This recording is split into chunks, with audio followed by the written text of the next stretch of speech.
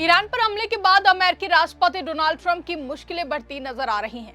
मिली जानकारी के अनुसार ट्रंप इस समय अत्याधुनिक सहारे की तलाश में हैं, जहां पादरी उनकी सुरक्षा के लिए प्रार्थना कर रहे हैं। दूसरी ओर ईरान ने ट्रंप के खिलाफ फतवा जारी किया है और दावा किया है कि इस टकराव में अब तक 800 से ज्यादा अमेरिकी सैनिक मारे जा चुके हैं। ईरान ने चेतावनी दी है कि अगर अमेरिकी सेना उनकी जमीन पर उतरी तो उसे भारी कीमत चुकानी पड़ेगी। तो कैसे युद्ध का ऐलान करने वाले ट्रंप के ईरान ने छुड़ाए हैं पसीने और अब ट्रंप इस युद्ध को खत्म करने के लिए अपना सकते हैं कौन सा रास्ता, सब कुछ आपको बताएंगे अपनी इस स्पेशल रिपोर्ट में। नमस्कार, आप देखना शुरू कर चुके हैं 4 PM न्यूज नेटवर्क और मैं हूं आपके साथ आकांक्षा यादव। दोस्तों, ईरान पर हमले के बाद अमेरिकी राष्ट्रपति डोनाल्ड ट्रंप की मुश्किलें लगातार बढ़ती नजर आ रही हैं। जिस युद्ध को ट्रंप ने कुछ दिनों में खत्म होने वाला ऑपरेशन बताया था, वही अब अमेरिका के लिए लंबी और उलझी हुई जंग में बदलता दिखाई दे रहा है, जिसके बाद व्हाइट हाउस के भीतर बेचैनी बढ़ती नजर आ रही है और अमेरिकी सत्ता के गलियारों में एक ही सवाल गूंज रहा है कि क्या ट्रंप ने ईरान को कम आंका है, क्योंकि ईरान का लगातार कड़ा रुख और बढ़ते सैन्य हमले ट्रंप प्रशासन के लिए नई चुनौती बनते हुए देखे जा रहे हैं।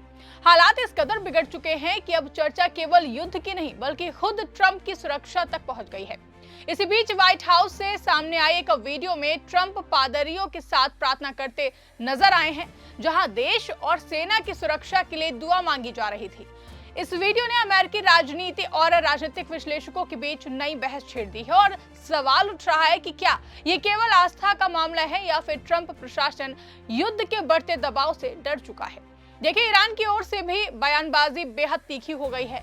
तेहरान ने ट्रंप के खिलाफ फतवा जारी होने का दावा किया है और चेतावनी दी है कि अगर अमेरिकी सेना ने ईरानी जमीन पर कदम रखा तो वो उनके लिए कब्रगाह साबित होगी।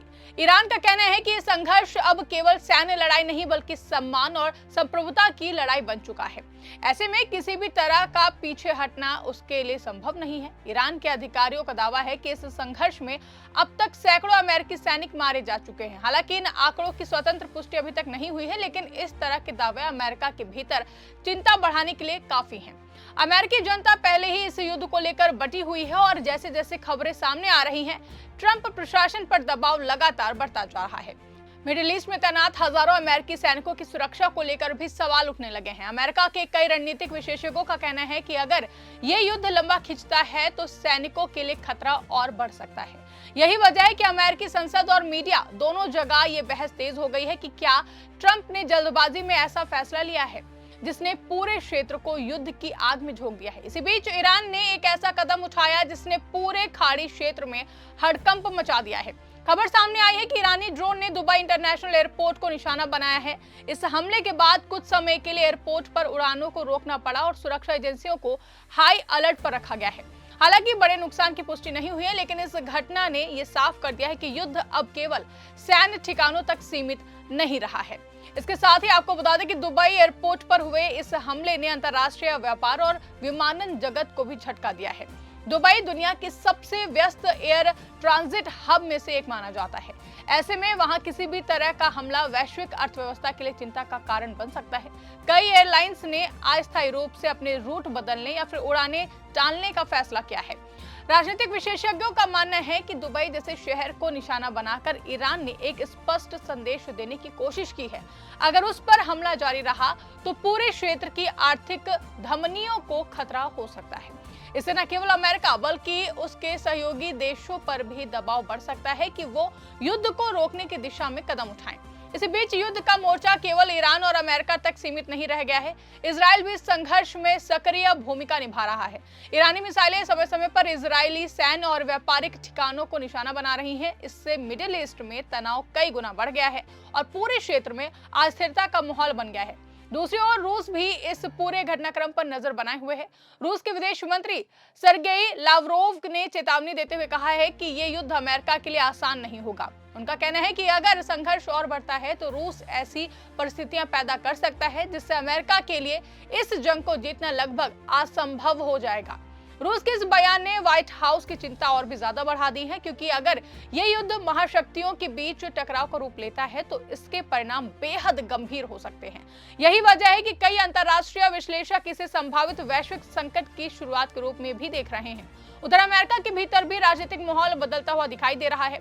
शुरुआती दिनों में ट्रंप के फैसले को समर्थन देने वाले कई नेता अब सवाल उठाने लगे हैं। उनका कहना है कि युद्ध शुरू करने से पहले उनके परिणामों का सही आकलन नहीं किया गया है।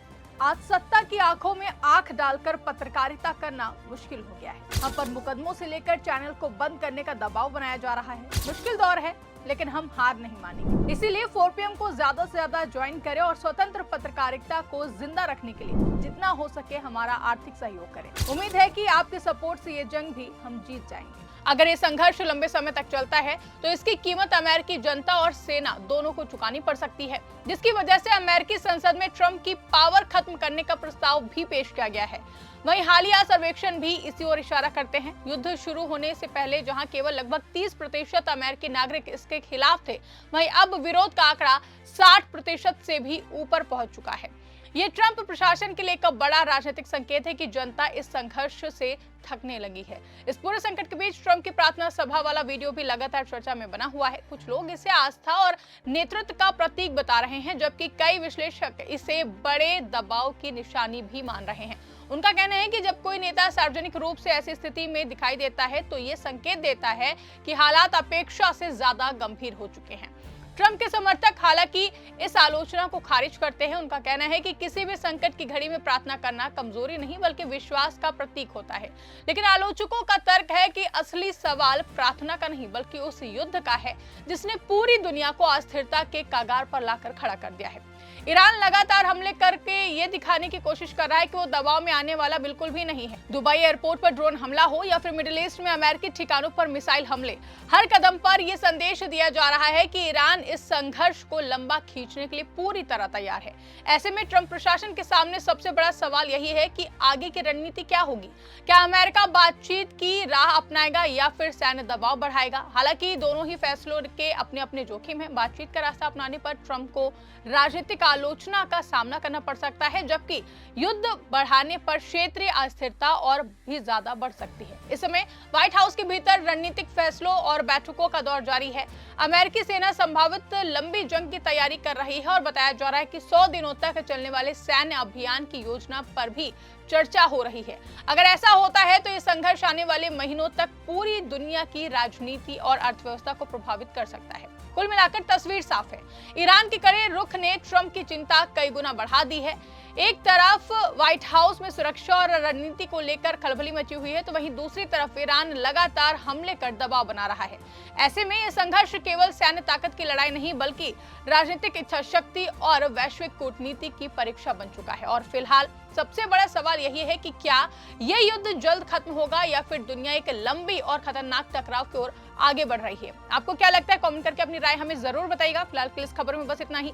अगर खबर पसंद आई हो तो वीडियो को ज्यादा से ज्यादा लाइक और शेयर करना ना भूलें। चैनल पर नए हैं तो चैनल को सब्सक्राइब जरूर कर लें और देखते रहिए 4PM न्यूज नेटवर्क।